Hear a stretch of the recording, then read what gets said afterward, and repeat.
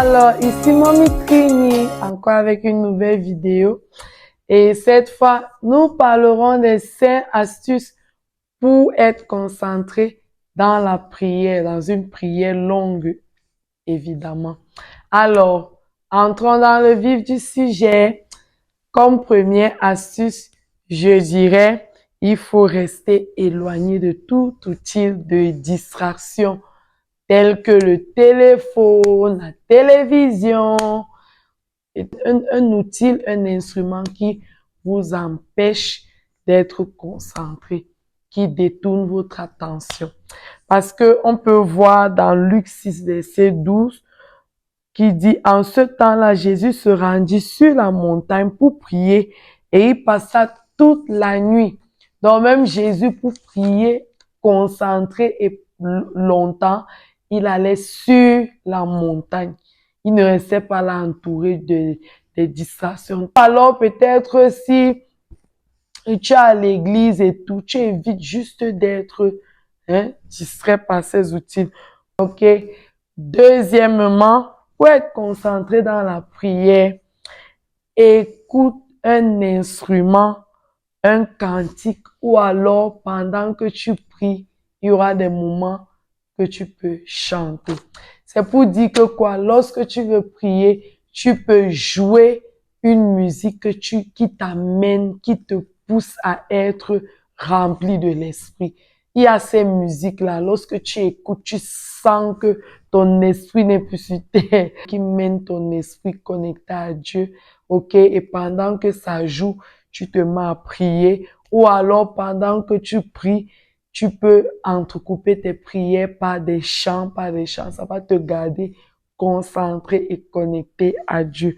Oui, nous voyons ça dans Ephésiens 5, verset 19 à 20, qui dit, entretenez-vous par des psaumes, par des hymnes et par des cantiques spirituels, chantant et célébrant de tout votre cœur. Ok. Et nous avons également, comme troisième astuce, utiliser des passages bibliques pendant que vous priez comme point de repère. Donc, c'est important d'utiliser les passages bibliques. Lorsque tu pries, tu dois avoir des passages comme guide. Ok?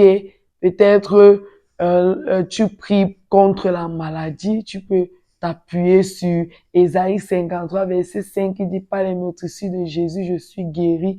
Tu utilises ça pour prier comme point de repère et tout. Tu peux utiliser les psaumes et tout ça. Parce que même le verset que je viens de présenter tout à l'heure, Ephésiens 5, verset 19 à 20, dit, dans Parole de vie, ça dit, ensemble, dites des psaumes, des hymnes, ok? Dites des psaumes. Donc, tu peux dire, tu prends des passages, tu les répètes, en fait, tu utilises ça pour guider ta prière, quoi. Hein? Que Seigneur, tu as dit par les meurtrissures de Jésus, je suis guéri. Donc, je déclare et décrète que je suis guéri. Je proclame ma guérison. Je vis une vie de santé divine, ainsi de suite. Ok? C'est un peu comme quatrième astuce, je dirais, il faut avoir des sujets de prière comme guide également. Tu ne peux pas seulement prier comme ça. Sinon, tu seras pas concentré, tu seras pas aussi motivé à prier. Donc, pour prier concentré et aussi longtemps, il faut avoir des sujets de prière. Et les sujets ne manquent pas. Peut-être ta vie donne, c'est bien, mais est-ce que tu es fier de voir ton frère souffrir? Est-ce que tu es fier de voir les gens ne pas connaître Jésus? Tu dois prier pour leur salut. Tu dois autant de choses. Donc, avant de commencer à prier, tu peux écrire tes sujets de prière. Tu peux écrire tes sujets de prière.